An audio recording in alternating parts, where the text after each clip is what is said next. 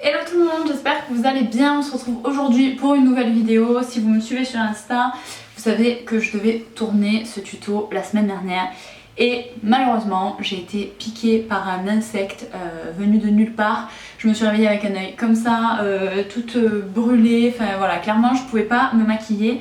Donc l'idée c'est qu'on se retrouve aujourd'hui pour faire un tuto make-up que je vous avais en fait montré sur Insta. Je vous avais envoyé une photo d'un maquillage que j'aime beaucoup et du coup je vous ai dit est-ce que ça vous tente que je fasse la même chose. C'est une marque bien évidemment du conventionnel et l'idée c'était qu'on fasse ensemble du coup le même make-up mais en mode naturel et bio. Et donc c'est parti pour ce tuto.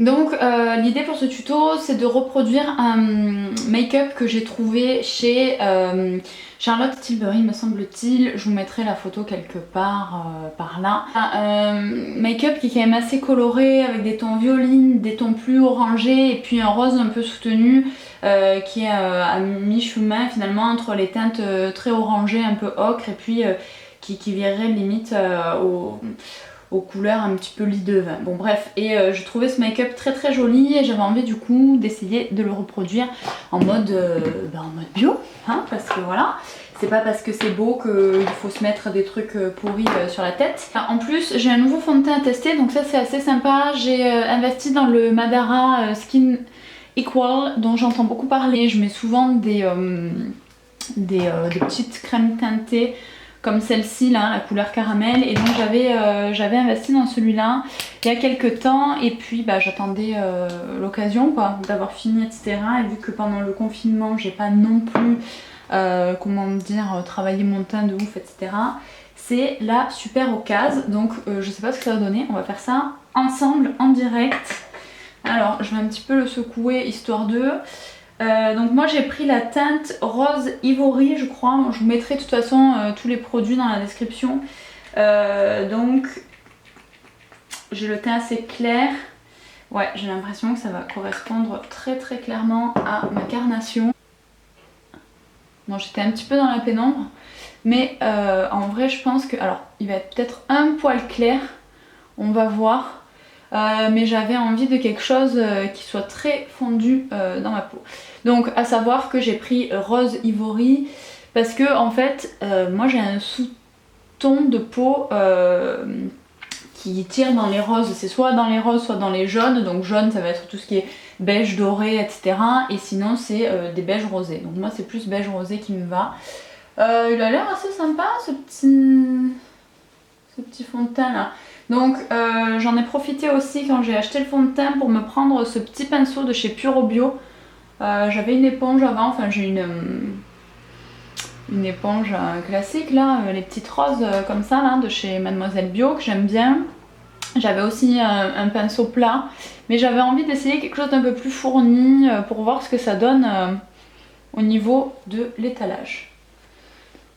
Alors j'aime bien le rendu, par contre c'est très léger. Franchement c'est là je vois pas vraiment la différence avec ma crème teintée de chez Couleur Caramel que j'utilise d'habitude. Donc peut-être remettre un petit coup une petite goutte parce que je crois qu'on peut en fait modeler un petit peu le rendu. Mais en tout cas là pour le moment, je sais pas si vous voyez bien, voilà. Le rendu est très naturel. Et la couleur, clairement c'est la couleur de ma peau. Donc là vraiment, je pense qu'on ne pouvait pas faire mieux. Donc on voit pas du tout que j'ai du fond de teint. C'est juste venu unifier en fait ma peau. Donc je vais en remettre un petit peu pour voir si avec une deuxième passe, il y a un peu plus d'effet matière. Parce que effectivement c'est ce que je voulais quand même. Ouais. Donc là... clairement on est sur un effet matière assez sympa.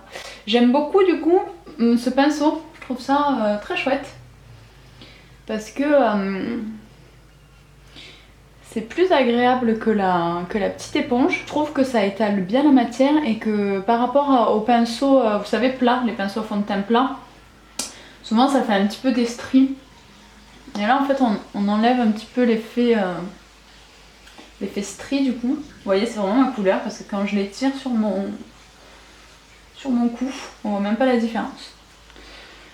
Ok, bah écoutez, franchement, je le trouve pas mal. Alors voilà, après il a un rendu glowy quand même. Alors à savoir que j'avais mis des huiles avant et que j'avais la peau qui brillait quand même un poil ce matin parce que j'avais mis pas mal d'huile. Donc je pense que l'effet quand même, le rendu est quand même glowy parce que si je regarde sur ma main où j'avais pas d'huile pour le coup, c'est quand même un fini assez satiné, donc si vous aimez les mats, faudra poudrer derrière. Donc moi c'est ce que je vais faire dans tous les cas. Avec ma poudre chouchou, je vous en parle, enfin c'est celle que j'utilise tout le temps, donc je vous la présente plus. Hein. C'est la Absolution, donc c'est la translucide qui en plus a l'acide hyaluronique qui permet vraiment d'hydrater la peau. Et ce que j'aime bien c'est qu'elle va pas du tout marquer en fait les traits.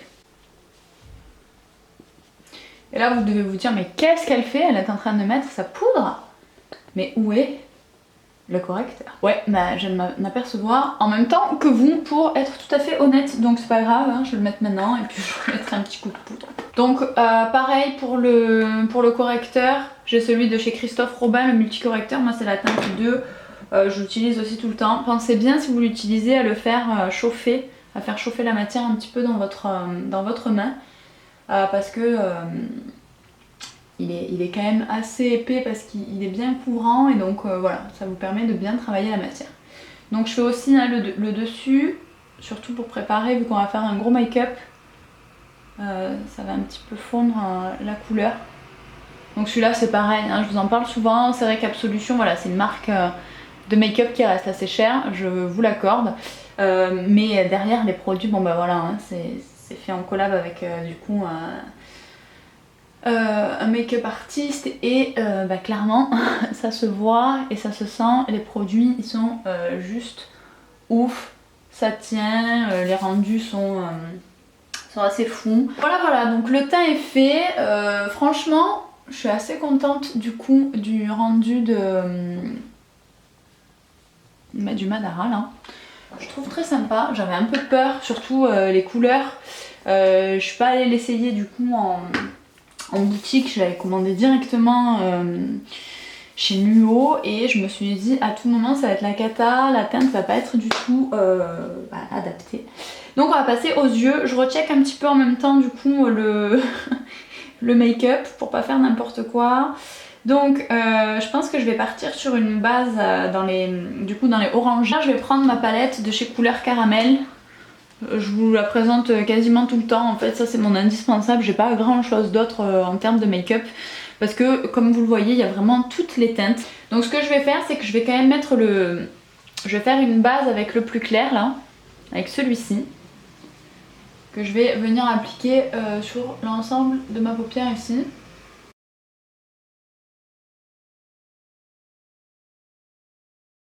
Ensuite, j'oubliais, j'ai quand même un avril que j'affectionne tout particulièrement, voilà. Et du coup qui va bien me servir puisque c'est ce qui va nous servir à faire la base orangée. Donc ça c'est mon indispensable, je pense que c'est le premier fard à paupières bio que j'ai eu. En fait avant ça j'avais une palette de chez Yves Saint Laurent qui s'appelait la palette Afrique, où j'avais justement une teinte qui ressemblait énormément à ça.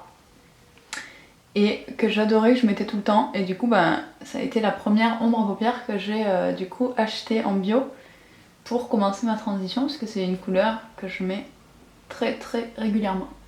Donc là l'idée c'est qu'on fasse la base hein, qu'on voit sur le make-up, un petit peu dans les orangés. Donc voilà, pour faire la structure, avant de venir finalement poser la couleur la plus foncée. Donc je vais faire pareil en bas, en ras de cils. Alors je vais juste estomper un peu parce que j'ai fait tomber quelques résidus. Voilà, ce qui est bien c'est qu'en plus on va pouvoir voir l'évolution du fond de teint, on va voir si s'il tient bien, si je me remets à briller, si pas du tout, s'il me fait des plis dans les stries etc. de la peau. Je vais vraiment faire la même chose en bas. Je vais essayer de remonter un petit peu comme ça pour donner une forme, pour agrandir un peu le regard. Pour le moment ça va, c'est pas une cata. Ouais, c'est plutôt ressemblant à ce que devrait donner le résultat final. Et je pense que l'étape la plus cruciale, ça va être maintenant, je vous remets le petit visuel, ça va être d'arriver à bien faire la partie un petit peu plus soutenue, ouais, qui est vraiment quasiment rouge. Hein. Donc, moi je vais utiliser cette couleur-ci. Je m'en sers souvent pour faire des make-up, je la trouve très jolie. Et elle a ce rendu justement un petit peu rouge comme ça, très vibrant. Donc c'est parti. On va venir vraiment accentuer tout le coin externe avec cette couleur là.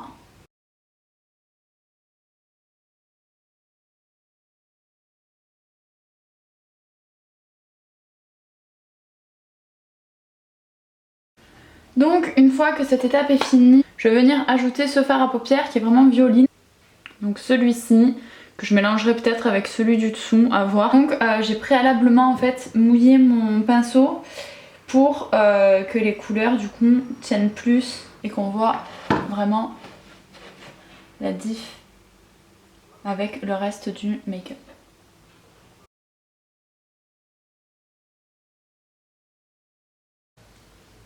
Donc une fois que cette étape est ok, on va passer à l'étape cruciale du mascara. Moi je mets toujours mon backstage chouchou.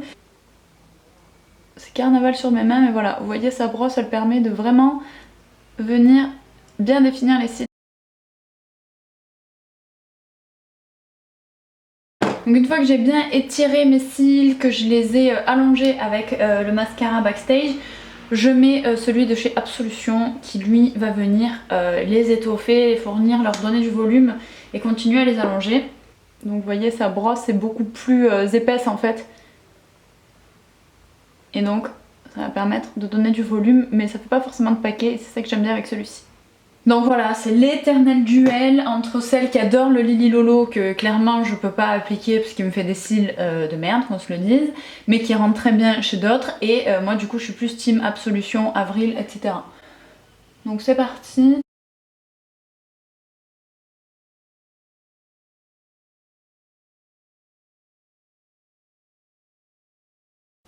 Et donc avec le mascara, voilà un petit peu, ça vient aussi terminer ce travail du regard. Du coup ce que je vais faire c'est que je vais faire quand même un petit peu mes sourcils. Donc j'ai toujours mon petit crayon Avril qui est vraiment sur la fin le pauvre, mais qui marche toujours, ok. Donc voilà, donc il n'est pas fini, ce sera celui-ci. Voilà, je vais faire une dernière chose, je vais mettre du crayon blanc en fait dans le creux de l'œil pour faire ressortir un petit peu les couleurs qui sont autour. Donc vous voyez, ça vient vraiment définir et ça vient souligner vraiment le regard.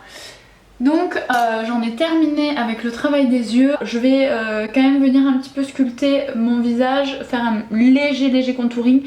Donc si vous avez l'habitude de suivre mes vidéos, vous savez que je vais utiliser du coup toujours un petit peu mes indispensables. Donc ma palette de contouring de chez Couleur Caramel que j'aime beaucoup.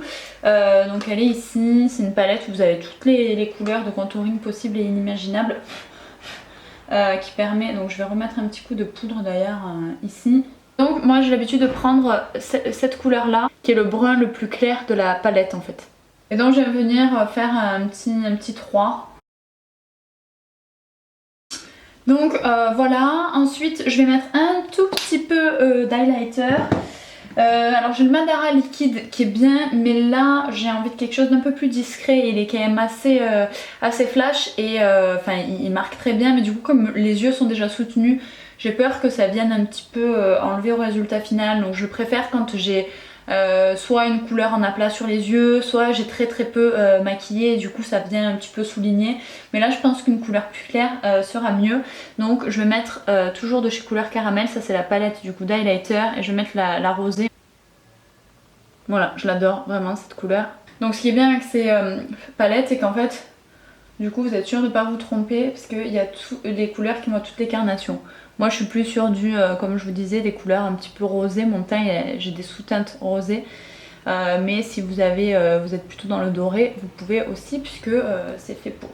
D'ailleurs je vais mettre quand même la teinte la plus dorée ici. Parce que je trouve que le rendu pour l'arcade en fait sourcilière et mieux.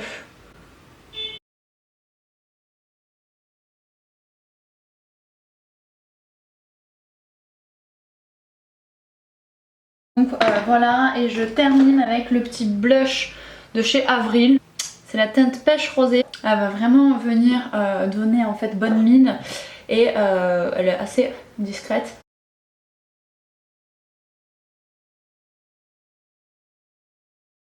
Donc j'en ai terminé avec ce tuto, j'espère qu'il vous aura plu. Tous les produits du coup sont en description dans la barre d'infos. N'hésitez pas à commenter si ce make-up vous a plu, à me dire quel produit vous utilisez. N'hésitez pas à mettre un pouce en l'air si vous avez liké, n'hésitez pas à me suivre sur mes autres réseaux. Je vous fais plein de bisous et je vous dis à très vite pour de nouvelles vidéos.